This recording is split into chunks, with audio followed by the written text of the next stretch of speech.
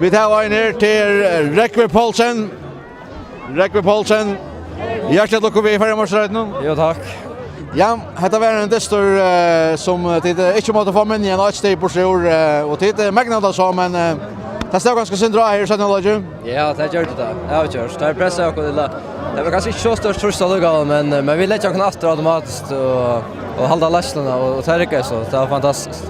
Hvordan er kjenslen at du stender her som Färjemarsrøyden? Hon öliga gå. Lika gå som i fjör, så jo. Otroligt gott. Vad är den här distor skulle dra någon åren? Ja, det har varit det. Alltså, det är psykiskt, alltså, man ska göra sig öliga och klara den här distan, och jo, det är ett näsfint. Jan, hur så färd nu kommer några hälsa på er, räcker för en mossa kälkan och allt det där. Hur så färd nu färd där? Det har varit stilla och roligt. Ja, det har varit allt. Det har varit fullt.